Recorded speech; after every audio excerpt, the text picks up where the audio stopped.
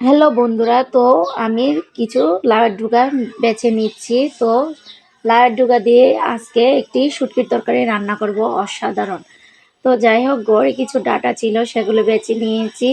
কয়েকটা পেঁয়াজ ডুমো করে কেটে নিয়েছি, কাঁচা লঙ্কা এবং রসুন বেটে নেব, কমলি শাক এবং দুটো আলু নিয়েছি ডাটার পরিমাণ মতো কেটে। তো যাই হোক, সবগুলো সবজি এখন সেদ্ধ করতে বসিয়ে দেব। এদিকে রসুন আর কাঁচা লঙ্কাটা বেটে নেব।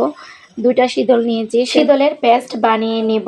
তো যাই হোক, আমার শীতলের পেস্ট অলরেডি রেডি হয়ে গেছে। তো এখন সবগুলো সবজি মনে হয় সিদ্ধ হয়ে গেছে। এখানে কমলি শাক এবং হলুদ গুঁড়ো লবণ দিয়ে আবার ভালো করে কষিয়ে নেব। এখানে রসুন আর কাঁচা লঙ্কা পেস্ট বানানো হয়ে গেছে, মরিচ গুঁড়া, তারপর মাছটা যে দিয়েছিলাম ওটা প্রায় সিদ্ধ হয়ে গিয়েছে। মাছ দিলে শুটকির তরকারি অসাধারণ লাগে। তাই যাই হোক, ডুমো করে রাখা পেঁয়াজ কুচি দিয়েছি।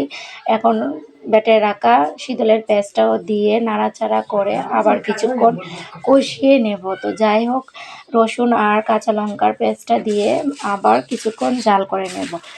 তো রেডি হয়ে গেল শুটকির তরকারি। তো যাই হোক, অসাধারণ টেস্ট হয়েছিল। তো এভাবে সবাই বানিয়ে খাবেন। আমরা তো খাই, আপনারাও ট্রাই করবেন একদিন। তো গরম গরম ভাতের সাথে শুটকির তরকারি নিয়ে আমার ছোটো বোন খেয়ে দেখবে। ও কখনো শুটকির তরকারি খায় না, বাট আমি রান্না করব বলে ও খাবে।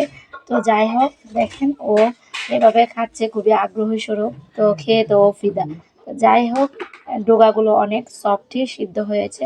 তো ভালো থাকবেন সবাই, ধন্যবাদ।